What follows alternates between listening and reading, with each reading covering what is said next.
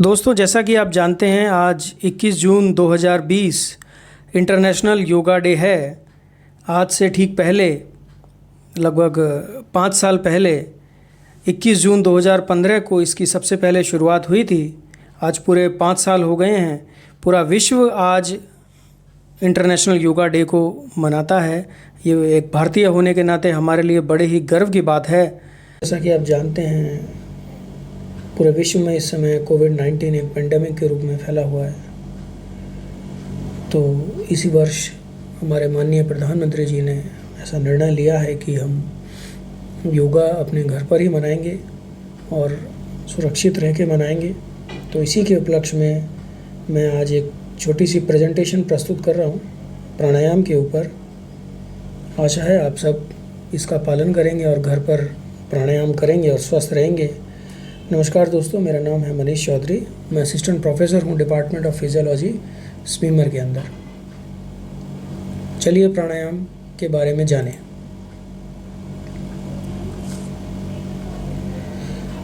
इस प्राणायाम प्रेजेंटेशन को तैयार करने में स्पेशल थैंक्स हमारे professor and head doctor Hetal madam को और साथ में डॉक्टर MM हब को, जो प्रोफेसर एडिशनल हैं डिपार्टमेंट ऑफ फिजियोलॉजी में। तो आइए जानें प्राणायाम के बारे में। सबसे पहले योगा के बारे में जानेंगे। Yoga is an ancient Indian science that designs way of life with its various practices. It is being practised in the form of asanas and pranayamas. सबसे पहले जानेंगे what is pranayama. The word pranayama is composed of two separate Sanskrit terms, prana and yama. In Atharvaveda states that prana means life force or vital energy, and the complementary term yama means control. It means getting control over our vital energy is the basic key point of pranayama. Maharishi Patanjali in his Ashtanga Yoga has given more importance to pranayama than to the asanas for getting good health. इसका मतलब प्राणायामा हमारे लिए बहुत important है। एक अच्छी life जीने के लिए, पूरी तरह से अपने शरीर को मजबूत बनाने के लिए, ना सिर्फ अंदर से बल्कि बाहर से भी प्राणायामा हमारे लिए बहुत आवश्यक है। अगर आप इसका नियमित अभ्यास करें तो आप निश्चित रूप से एक निरोगी शरीर को प्राप्त करेंगे। Physically pranayama appears to be a systemic exercise of respiration. ऐसा मानते हैं कि ये सिर्फ एक रेस्पिरेशन की एक्सरसाइज है जिससे हमारे लंग्स स्ट्रांग होते हैं, हमारा ब्लड सर्कुलेशन इम्प्रूव होता है और साथ ही साथ हमारी इम्यूनिटी बहुत मजबूत होती है। एक छोटी सी 2 लाइन हैं जो कि हमने ली हैं हथा प्रदीपिका से, जो कि शो करती हैं कि एक बेनिफिट्स क्या हो सकते हैं प्राणायाम के। ये लाइन क्या कहती हैं? चले वाते चलम चितम, निश्चले निश्चलम भवेत, योगी स्थाना त्वमापनोति ततो वयुम निरोधेत। Means if respiration is disturbed, the mind is also get disturbed. When breath is steady and undisturbed, mind is also steady and undisturbed. So, by regular practice of pranayama, most of the mental disturbances like excitement, anxiety, fear, anger and disappointment can easily be cured. प्राणायाम हमारे लिए बहुत economical होता है, ऐसा कहा जाता है। किस तरह से हमारे शरीर के लिए ये इकोनॉमिकल है, आइए इसको जानेंगे। Most of the people do not have the habit of breathing deeply, with the result of that only 1/4 part of lungs is brought into action and 75% remains ideal. यानी कि अपने लंग्स का केवल 25% ही एक नॉर्मल पर्सन यूज़ कर रहा है, जो प्राणायाम को नहीं जानता, नहीं मानता। But doing pranayama entire lung is ventilated and greatly improves the process of blood oxygenation in contrast to the shallow breathing which only refreshes the base of lung. By doing continuous practice of pranayama, will be able to reduce the dead space ventilation and decreases the work of breathing. Thus we can say deep breathing is very economical for our body. इसको मैं और अच्छे से आपको explain करना चाहूँगा।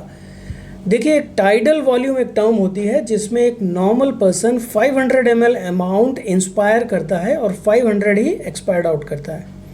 अगर वो व्यक्ति शैलो ब्रीदिंग करे तो शैलो ब्रीदिंग में चूंकि रेट ज़्यादा होगी, लेकिन जो वॉल्यूम वो अटेन कर रहा है in tidal respiration that will reduce to 200 ml only. और अगर वही व्यक्ति प्राणायाम परफॉर्म कर रहा होता है उस समय रेट ज़रूर गिर जाती है, लेकिन एक ब्रेथ में अल्टीमेटली 1000 ml तक टाइडल वॉल्यूम अटेन किया जा सकता है। तो अगर आप इसको कैलकुलेट करें तो आप देखेंगे कि वेंटिलेशन तो नॉर्मल आ रहा है 6000 ml, लेकिन जब आप डेड स्पेस की बात करते हैं तो डेड स्पेस वो वॉल्यूम होता है जो कि गैसियस एक्सचेंज में काम में नहीं आता है। तो जब आप डेड स्पेस को रेस्पिरेटरी रेट से कैलकुलेट करते हैं और उसको आप वेंटिलेशन से माइनस करते हैं, तब आप देखेंगे फाइनल एक फिगर आती है जो आती है, इसको बोलते हैं एल्वियोलर वेंटिलेशन। तो आप देखेंगे नॉर्मली जो इसका टाइडल वॉल्यूम 500 ml था उसका एल्वियोलर वेंटिलेशन था 4200 ml, यानी कि पर मिनट 4200 ml गैस एक्सचेंज हो रही है एल्वियोलाई से। शैलो ब्रीदिंग के वक्त आप देखिए कितना रिड्यूस हो गया, ये 1500 ml जा रहा है एल्वियोलर वेंटिलेशन। और वहीं जब आप प्राणायाम परफॉर्म करते हैं तो यही एल्वियोलर वेंटिलेशन इंक्रीज होके 5100 यानी कि 5100 ml तक आप अचीव कर पा रहे हैं, जबकि आपकी रेस्पिरेटरी रेट भी बहुत कम है, लेकिन आप डीप ब्रीदिंग कर रहे हैं। तो देखिए कितना बेनिफिशियल है। ये मैं आपको साइंटिफिकली डेटा के साथ मैं आपको एक्सप्लेन कर रहा हूँ प्राणायाम हमारी बॉडी के लिए कितना ज़्यादा इम्पॉर्टेंट है अगर आप रेगुलरली करें ना। प्राणायाम करने से पहले कुछ कंडीशंस होती हैं, जैसा कि आप सब जानते हैं। You need a clean peaceful place for doing pranayama. Sit either in padmasana, sukhasana, siddhasana, और अगर प्रॉब्लम है तो आप वज्रासना में भी बैठ सकते हैं। A sheet of cloth, cotton or wool is required. Like yoga, pranayama should also be performed 4 to 5 hours after taking food. यानी कि आपको खाली पेट प्राणायाम करना है, भरे पेट आपको प्राणायाम परफॉर्म नहीं करना है। और इसके लिए सबसे अच्छा टाइम माना गया है मॉर्निंग में। So in the morning, pranayam should be done after finishing daily routine acts like cleaning of mouth, emptying of bowel. If it becomes necessary for you to take bath after pranayama, just wait for 15 to 20 minutes between pranayama and bathing. Now, pregnant woman, hungry person and person suffering from fever should not do pranayama. It is beneficial to chant the mantra Om aloud and repeat the same several times before doing pranayama. अगर आप ओम का उच्चारण अगर साथ में साथ करते हैं तो आपको और भी ज़्यादा इसके अच्छे परिणाम मिल सकते हैं। देखिए कुछ शब्दावली यहाँ पर यूज़ की जाती है जब आप प्राणायामा की बात करते हैं। हम छोटे 3-4 शब्दावली उनको हम साथ में यहाँ जान लेते हैं। सबसे पहले आती है पूरक या पूरका बोलते हैं इसको। पूरका का मतलब होता है इनहेलेशन, जिसको हम क्लिनिकली बोलते हैं inspired in or inspiration. So it is inhalation called purka. Rechaka means breath out or exhalation. Kumbhaka means after inhalation hold the air inside the lungs. It is called kumbhaka. Or bahir kumbhaka means after emptying of lungs, means you have exhaled entire amount of air from lung forcefully and then held at this condition. This is called bahir kumbhak or bhaya kumbhak. So I think terminologies are clear. Purka, inhalation, rechaka, exhalation, kumbhaka, hold the air inside the lungs. So 4 phases: inhalation, purka, kumbhaka means holding the air inside the lungs. Then rechaka, exhalation, and held out is shunyaka or bahir kumbhak. Now कौन कौन से प्राणायाम आज हम discuss कर रहे हैं। देखिए प्राणायाम और भी बहुत तरह के हैं, लेकिन हम जो खास 8 प्राणायाम हैं आज हम डिस्कस करने वाले हैं। क्योंकि समय का अभाव होता है, आप इतने ज़्यादा प्राणायाम एक साथ नहीं कर पाएंगे, तो मैं आपको मुख्य रूप से 8 प्राणायाम बताने जा रहा हूँ आज, जो आप करें आपको बहुत फ़ायदा इससे मिलने वाला है। तो सबसे पहले हम लेने वाले हैं भस्त्रिका। जो कुल प्राणायाम 8 मैंने यहाँ पर लिए हैं सेलेक्टिव, वो हैं भस्त्रिका, दूसरा कपालभाति, तीसरा बही प्राणायाम, चौथा उज्जयी, पांचवा अनुलोम विलोम, छठा भ्रामरी, सातवां उद्गीत और आठवां शीतली। तो हम एक एक करके सभी प्राणायाम को आज लेंगे। सबसे पहले भस्त्रिका प्राणायाम। भस्त्रिका प्राणायाम के लिए सबसे पहले आप सुखासन में बैठ जाएं या पद्मासन में बैठ जाएं। Breathe in, inhale through both the nostril forcefully. आपको डीप इंस्पिरेशन इनहेलेशन लेना है, फोर्सफुल इनहेलेशन होना चाहिए जब तक कि आपके लंग्स पूरी तरह भर ना जाएं, आपका डायफ्राम पूरी तरह स्ट्रेच ना हो जाए। यहाँ पर एक खास ध्यान देना है, जो भी आप रेस्पिरेशन करेंगे वो आपका एब्डोमिनोथोरेसिक होना चाहिए। यानी कि जब आप इंस्पायर्ड इन करेंगे, यानी कि इंस्पायर्ड करेंगे जब आप, तो आपका पेट बाहर की तरफ जाएगा, और जब आप एक्सपायर्ड आउट करेंगे यानी कि आप एक्सहेल करेंगे तब आपका पेट अंदर की तरफ जाएगा। इस बात का खास ध्यान रखना है। तो भस्त्रिका का जब हम प्रैक्टिस करेंगे तब आप देखेंगे, सबसे पहले आपको ब्रेथ इन करना है with both nostril forcefully till the lungs are full and diaphragm is stretched. Then breath out again forcefully. So both inhalation and exhalation are forcefully done. The important thing is that initially you perform this with a low speed, and as you get practice of Bhastrika, then you can increase the speed. Healthy person can increase the speed gradually to medium and then to high speed after getting practiced. Maximum आप कर सकते हैं शुरुआत में 1 से 2 minute, और आप चाहें तो 1 मिनट के बाद थोड़ा विश्राम कर सकते हैं, फिर 1 मिनट का अगला साइकिल कर सकते हैं, और आप मैक्सिमम 5 मिनट तक आप कर सकते हैं भस्त्रिका प्राणायाम।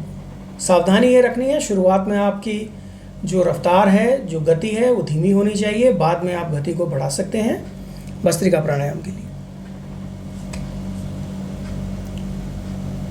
भस्त्रिका प्राणायाम के लिए कुछ सावधानियां जरूरी हैं, जैसे कि अगर हाई ब्लड प्रेशर के पेशेंट्स हैं, उनको बहुत ही हल्की रफ्तार से इस प्राणायाम को परफॉर्म करना है, और जो आप एयर आप ब्रेथ इन करेंगे वो ब्रेथ इन इस तरह से होना चाहिए कि आप मैक्सिमम ब्रेथ इन करें और मैक्सिमम ब्रेथ आउट करें।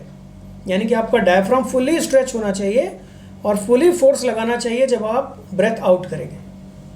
आपको एब्डोमेन के इनवर्ड और आउटवर्ड मूवमेंट यहाँ पर परफॉर्म नहीं करने हैं। अच्छे बेनिफिट के लिए अगर आप साथ में ओम का उच्चारण करें मन ही मन, आइज क्लोज करके, तो आपको और इसका लाभ मिल सकता है। अब बेनिफिट्स किसके लिए, हम किन कारणों से हम भस्त्रिका प्राणायाम करें तो हमें लाभ मिलेगा।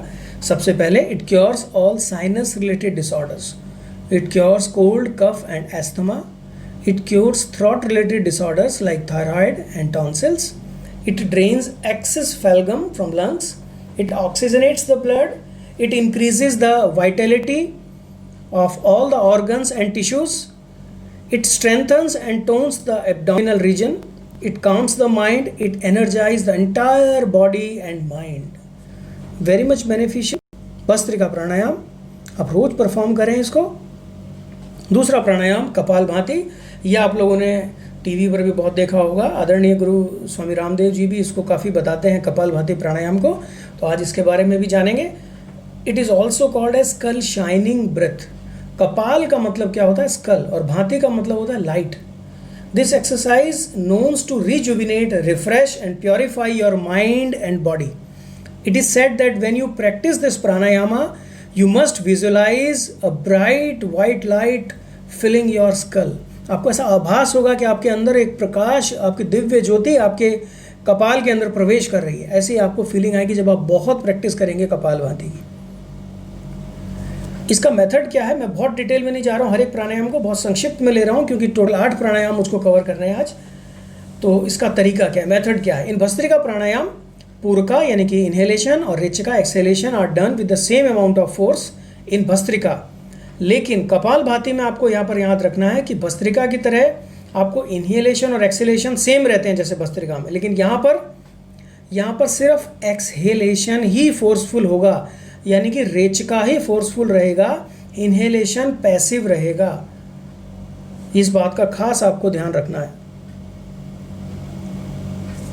इन Kapalbhati the puraka is to be done with normal usual force, but exhalation has be done with as much as of force as you can do or at you can command. यानी कि आपको तीव्र गति से सांस बाहर की तरफ फेंकना है और नॉर्मल ब्रेथ इन करना है। इसे कहते हैं कपालभाति, और कपालभाति शोधन क्रिया भी कई लोग इसको बोलते हैं। तो इस क्रिया को करते वक्त आपका जो पेट उधर का भाग है, एब्डोमिनल एरिया है, ये इनवर्ड और आउटवर्ड मूवमेंट दिखाएगा, जैसा कि इस पिक्चर में आप देख सकते हैं। जब आप फोर्सफुल एक्सहेल आउट करेंगे तो आपका एब्डोमेन अंदर की तरफ जाएगा, एयर बाहर आएगी, और जब आप नॉर्मल ब्रेथ इन करेंगे तो एब्डोमेन रिलैक्स होकर वापस अपनी पोजीशन पर आ जाएगा।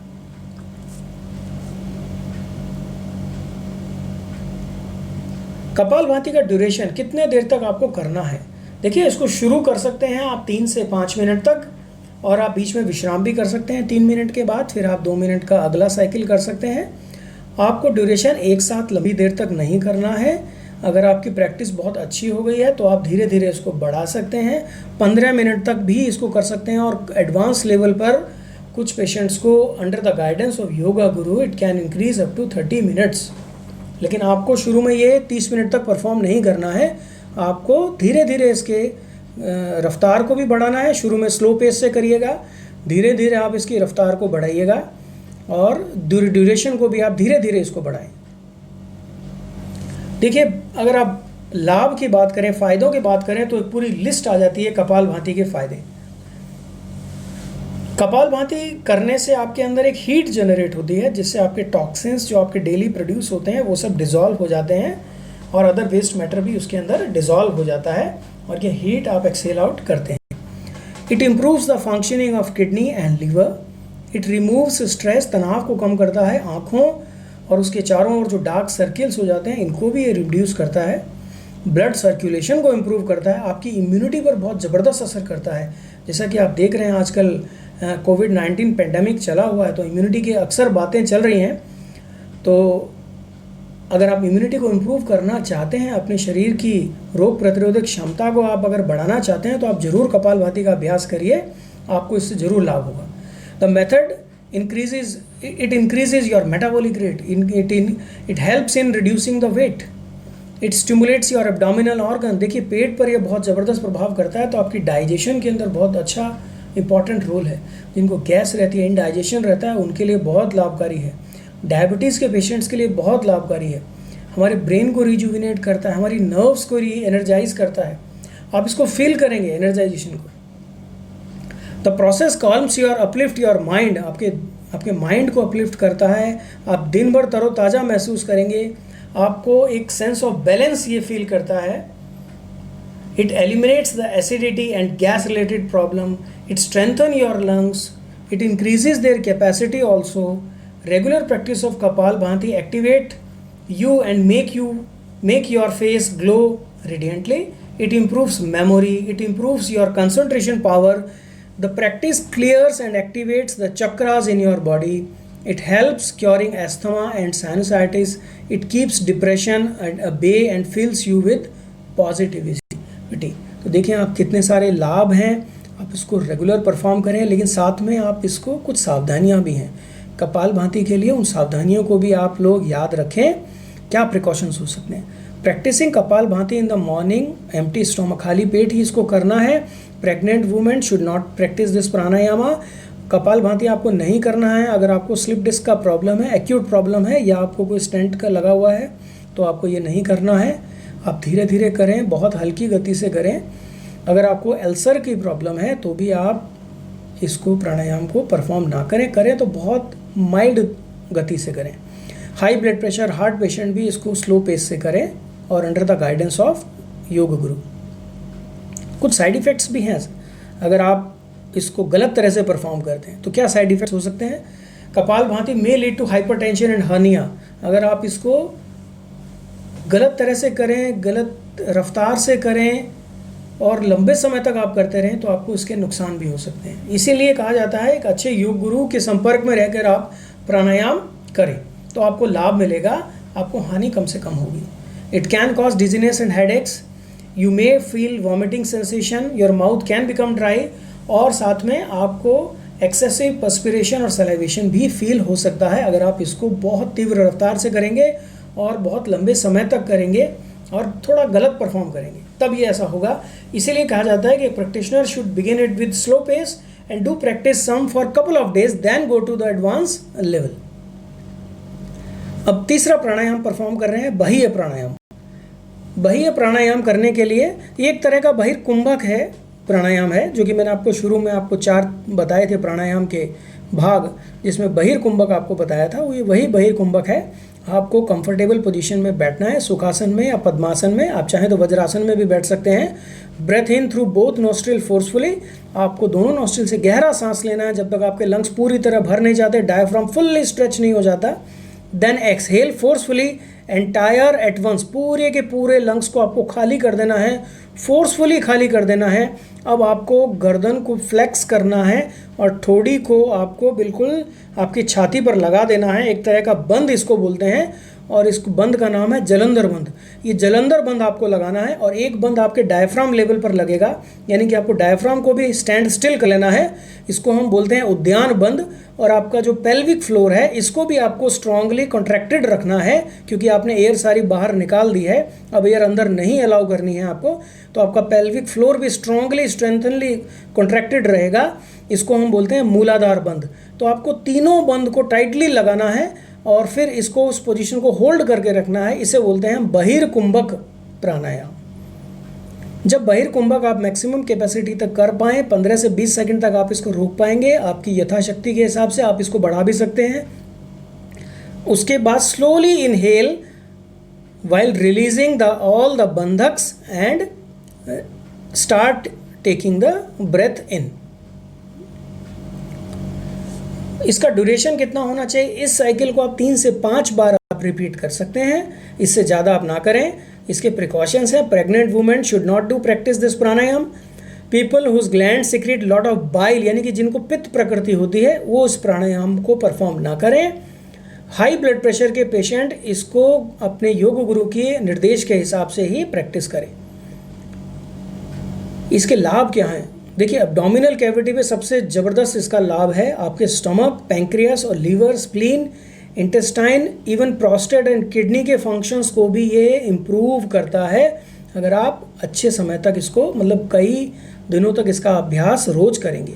आपके डाइजेशन पावर को ये इम्प्रूव करता है, आपको भूख अच्छे से लगेगी, आपका इंडाइजेशन की जो प्रॉब्लम अगर आपको रहती है, कॉन्स्टिपेशन की अगर आपको प्रॉब्लम रहती है, तो वो प्रॉब्लम भी धीरे धीरे कम हो जाएगी। तो ये है बहिर प्राणायाम। देखिए, इस तरह से इन्होंने बंद लगाया हुआ है, आप देख सकते हैं, पूरी तरह एक्सहेल आउट किया हुआ है आफ्टर टेकिंग डीप इंस्पिरेशन, और उसके बाद 3 बंद लगाए हैं, मूलाधार बंद, उद्यान बंद, और यहाँ पर हो गया जलंधर बंद, और पूरी तरह नेक को फ्लेक्स किया हुआ, बिल्कुल भी एयर अंदर नहीं आ रही है, और इस पोजीशन को होल्ड करके रखना है। यह है बहिर प्राणायाम। और कुछ समय के बाद जब तक आप इसको होल्ड कर पाएँ, उसके बाद धीरे धीरे ग्रेजुअली आप बंद को रिलीज करेंगे और एयर अंदर अलाउ करेंगे। अब आता है उज्जयी, इसको बोलते हैं ओशियन ब्रेथ। सागर के जैसे हवा चलती है, जैसे सागर की लहरों की जो आवाज़ आती है, ऐसी साउंड, इसको बोलते हैं ocean breath. Sit in comfortably, again in sukhasana, in padmasana. Breathe in forcefully, आपको डीप ब्रेथ लेना है, काफ़ी गहरा सांस लेना है, पूरी तरह डायफ्राम को स्ट्रेच करना है। लेकिन ध्यान आप देंगे, जब भी आप ब्रेथ इन करेंगे उसके पहले आपको लंग्स को पूरा खाली करना होगा, यानी कि पूरी तरह लंग्स खाली करें, फिर आप ब्रेथ इन करना शुरू करें। और ध्यान दीजिएगा, यहाँ जैसे ही आप ब्रेथ इन करना शुरू करेंगे, आपको यहाँ पर एक खास चीज़ परफॉर्म करनी पड़ेगी, और वो है you have to narrow down the throat, you have to constrict your throat. अब आप थ्रोट को, ल्यूमन को आप नैरो डाउन करेंगे तो आप देखेंगे, एक जब आप एयर आपके इस नैरोड थ्रोट में से पास होगी तो आपको स्नोरिंग जैसा एक साउंड प्रोड्यूस होगा। ठीक है, ये जो साउंड होता है ये टिपिकल उज्जयी प्राणायाम होता है। अब आपको सांस लेने के बाद थोड़ी देर इसको होल्ड करके रखना है, और उसके बाद आपको एक्सहेल आउट करना है लेफ्ट नॉस्ट्रिल से, स्लोली एक्सहेल आउट करना है। ठीक है, मैं फिर से रिपीट कर रहा हूँ। आपको थ्रोट को कॉन्स्ट्रिक्ट करना है। सबसे पहले आपको एक्सेल आउट करना है। एक्सेल आउट करने के बाद थ्रोट को कॉन्स्ट्रिक्ट करना है and then you have to take inhalation and दो आपका जो थ्रोट है वो पूरी तरह कॉन्स्ट्रिक्टेड है और उसके अंदर से जब एयर निकलेगी तो it creates a snoring sound, that is called Ujjayi pranayama. इसको 3 से 7 बार आप कर सकते हैं। कभी समय मिला तो आपको परफॉर्म करके दिखाऊंगा मैं उज्जयी प्राणायाम। इसके फायदे क्या हैं? देखिए, thyroid related disorder, particularly person is having hypothyroidism, having low T3 and T4 and high TSH level, particularly in those person, it is very much beneficial, and also it improves sound quality, hence very useful in singers and stage performers, and also it cures the sinus and sinus related problems. So next is अनुलोम विलोम। ये भी आप लोग बहुत अच्छे से जानते होंगे, बहुत ज़्यादा फायदेमंद प्राणायाम है अनुलोम विलोम। आज के पेंडेमिक की सिचुएशन में भी ये प्राणायाम आपकी इम्यूनिटी को बूस्ट करने के लिए बहुत ज़्यादा फायदेमंद है। देखिए, ऐसा कहा जाता है हमारे शरीर में 2 नाड़ियाँ होती हैं, एक चंद्र नाड़ी, एक सूर्य नाड़ी। सूर्य नाड़ी यानी कि हमारा राइट साइड का पार्ट जो कि गर्म पार्ट होता है ऐसा बोला जाता है, और जो लेफ्ट साइड का जो पार्ट होता है शीतल पार्ट होता है, इसको बोलता है चंद्र नाड़ी। तो हमारी राइट नॉस्ट्रिल जो होती है वो सूर्य नाड़ी का प्रतिनिधित्व करती है और लेफ्ट नॉस्ट्रिल जो होती है वो चंद्र नाड़ी का प्रतिनिधित्व करती है। तो आपको यहाँ पर दोनों नाड़ी का बैलेंस लेके चलना होता है ताकि हमारा इन दोनों का बैलेंस बने। जिन लोगों के अंदर गुस्सा ज़्यादा होता है, हाइपरटेंशन होता है या बहुत ज़्यादा क्रोध करते हैं, शरीर में गर्मी रहती है, उनका सूर्य तत्व अधिक तेज होता है, उनकी सूर्य नाड़ी अधिक प्रबल होती है, उनको चंद्र नाड़ी से ज़्यादा प्रयास करने चाहिए। और जिनका शीतल तत्व अधिक होता है, जिनको जुकाम, ठंड या रेस्पिरेशन से रिलेटेड प्रॉब्लम ज़्यादा रहती हैं, उनको चंद्र नाड़ी यानी कि लेफ्ट नॉस्ट्रिल से इसका अभ्यास ज़्यादा करना चाहिए, यानी कि लेफ्ट नॉस्ट्रिल से ही उनको ब्रेथ ज़्यादा लेना चाहिए, राइट से छोड़ना चाहिए। इसे हम बोलते हैं चंद्र नाड़ी प्राणायाम, और जो मैंने पहले आपको बताया था उसको बोलते हैं सूर्य नाड़ी प्राणायाम। लेकिन अनुलोम विलोम में दोनों का बैलेंस लेके हम चलते हैं। तो क्या करते हैं अनुलोम विलोम में? Close the right side of nostril with the right hand thumb. सबसे पहले आपको विष्णु मुद्रा बनानी होती है। विष्णु मुद्रा का मतलब हो गया आपकी जो इंडेक्स फिंगर है और आपकी मिडल फिंगर है, इनको आपस में मिला लें और इनको थंब के बेस यानी कि आधार के साथ मिला दें। तो आप देखेंगे आपका थंब का जो टिप है वो फ्री है और आपकी जो रिंग फिंगर है वो फ्री है। आपको अपने थंब और रिंग फिंगर को ही इस प्राणायाम में यूज़ करना है। तो आपके थंब को सबसे पहले आपको राइट नॉस्ट्रिल की तरफ टच करना है और आपके जो रिंग फिंगर है उसको लेफ्ट नॉस्ट्रिल को बंद या खोलने में काम में लेना है। तो आप कैसे करेंगे इस प्राणायाम को? सबसे पहले मैंने आपको फिंगर समझा दिए हैं। तो आपको क्या करना है? सबसे पहले inhale slowly from the left nostril.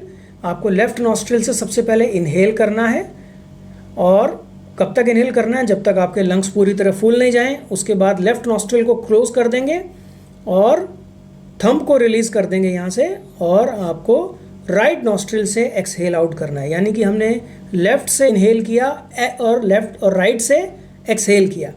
अब हम जिससे इस बार एक्सहेल किया था अब उसको हम इनहेलेशन के लिए यूज़ करेंगे और अपोजिट वाले को एक्सहेलेशन के लिए यूज़ करेंगे। तो साइकिल को हमने इस बार रिवर्स कर दिया, इसीलिए उसको बोलते हैं अल्टरनेट नॉस्ट्रिल ब्रीदिंग।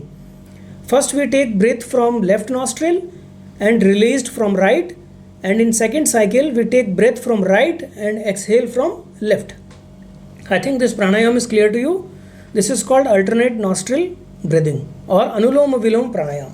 आप इस साइकिल को रिपीट करें, आप इसको लंबे समय तक प्रैक्टिस कर सकते हैं।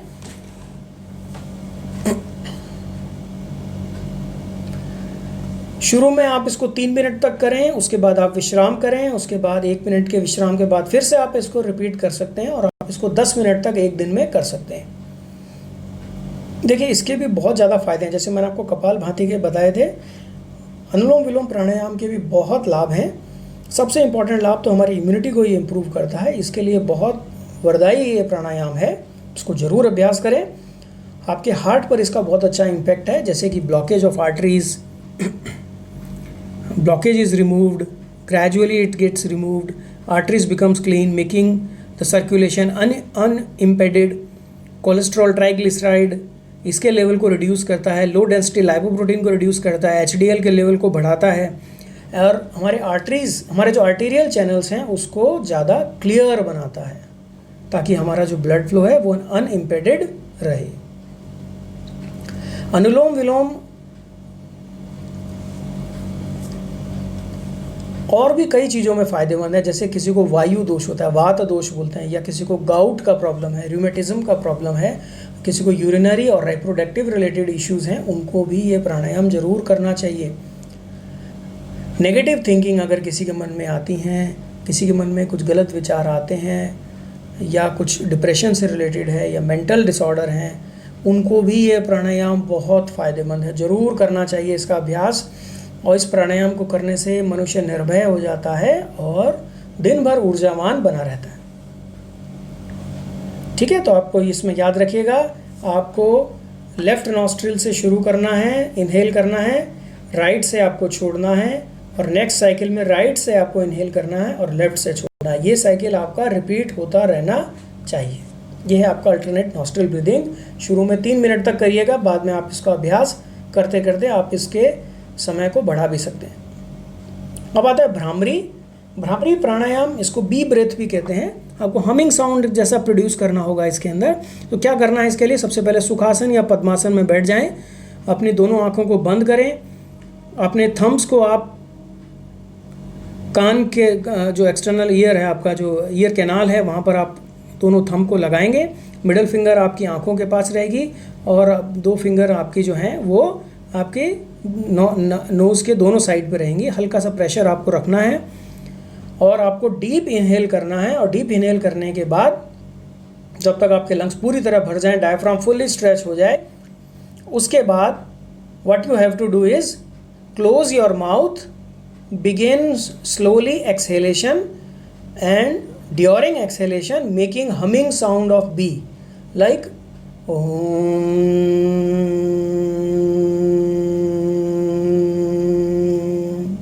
it is like this. Okay, इसका प्रैक्टिस आप करें, 3 से 10 बार आप साइकिल कर सकते हैं और उसकी ड्यूरेशन को भी आप धीरे धीरे बढ़ा सकते हैं। ये है भ्रमरी। तो भ्रमर जैसा आपको ध्वनि प्रोड्यूस करना पड़ेगा। ये वाइब्रेशंस, ये भ्रमर की जो ध्वनि है, आपको ये पूरे कपाल में, साइनसेस में, आपके आईब्रो के ऊपर ये पूरी फील होगी।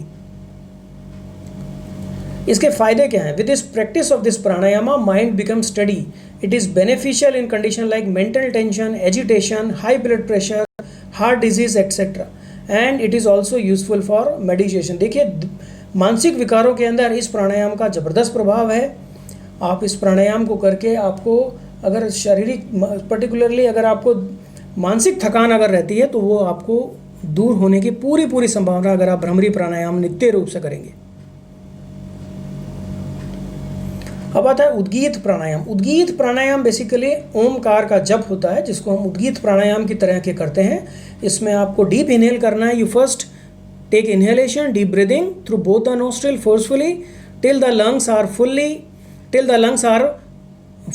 expanded, fully stretched, and diaphragm is stretched. Then slowly exhale saying ओम। देखिए, ओम का जब भी आप उच्चारण करते हैं तो ओम में 3 अक्षर होते हैं, A, U and M। तो आपको तीनों अक्षरों को बराबर स्थान देना है। तो आपको इसका प्रोनाउंसिएशन इस तरह से नहीं करना है जैसे कि सामान्यतः लोग करते हैं, ओम कर देते हैं सीधा। आपको इस तरह से अ, ओ, म, तीनों शब्दों को आपको इसमें स्थान देना है।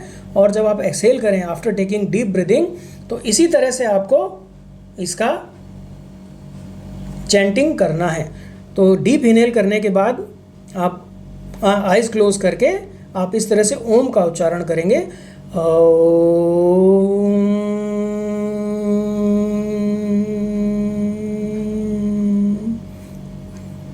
इस तरह से आपको इसको साइकिल को रिपीट करना है, ओम का उच्चारण करना है। इसको 3 से 10 बार कर सकते हैं आपकी कैपेसिटी के हिसाब से। धीरे धीरे आप इसको बढ़ा सकते हैं। और जो कंडीशन, जो गाइडलाइंस हमारे को प्राणायाम में हमने शुरू में भी बताई थी, वही गाइडलाइंस आपको यहाँ पर फॉलो करनी है। With the practice of this प्राणायामा हमारा दिमाग बिल्कुल शांत, स्टडी होगा, हमारी टेंशन दूर होंगी, जो मानसिक तनाव है दूर होगा, दिन भर ऊर्जावान रहेंगे, आपको स्फूर्तिवान रहेंगे। चाहें तो आप 4-5 बार अभी करके देखें, आपको अभी इसका फीलिंग होगा कि आपके अंदर एक अच्छी नई ऊर्जा का संचार हो रहा है, आपकी कंसंट्रेशन पावर बढ़ रही है। विद्यार्थियों के लिए बहुत अच्छा प्राणायाम है। जब भी वो पढ़ते पढ़ते थक जाएं, थकान महसूस हो, तो डीप ब्रेथ करें और ओम शब्द का या हम शब्द का उच्चारण करें, आपको ज़रूर इसमें लाभ होगा। अब लास्ट में हम ले रहे हैं शीतली प्राणायाम। शीतली प्राणायाम बेसिकली कूलिंग प्राणायाम होता है।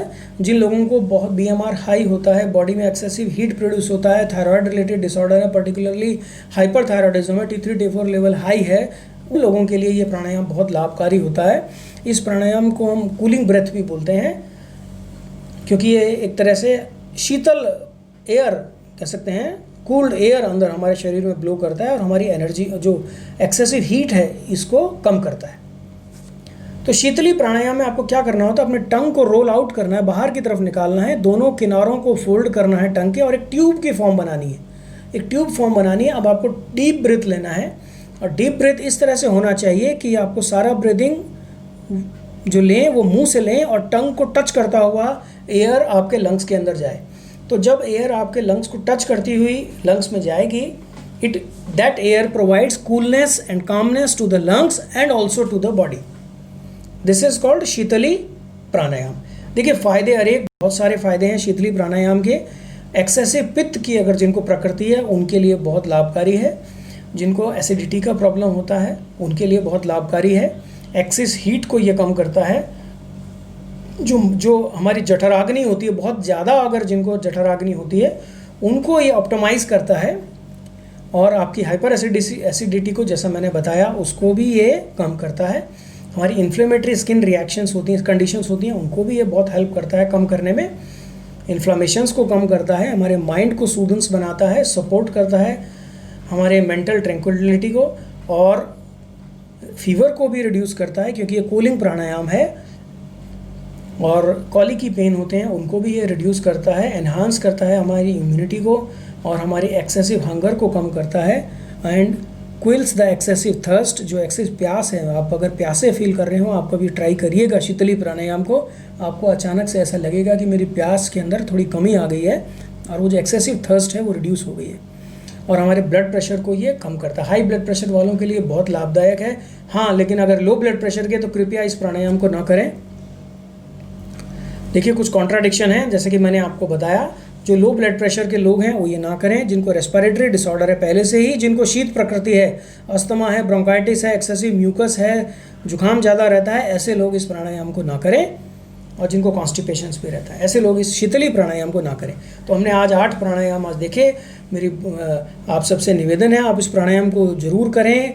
और आज हमारे प्राइम मिनिस्टर ने जिस तरह से ये पेंडेमिक चल रहा है तो निर्णय लिया है कि आप योगा करें और घर पर रहें, सुरक्षित रहें। अब योगा एट होम का उन्होंने आज बात कही है, तो आप इसको ज़रूर फॉलो करें। मैंने प्राणायाम के बारे में आपको बताया, योगा के बारे में ऑलरेडी हमारे एडिशनल प्रोफेसर डॉक्टर MM हक ने एक पावर पॉइंट यहाँ पर अपलोड किया है, आप उसको भी ध्यान दें।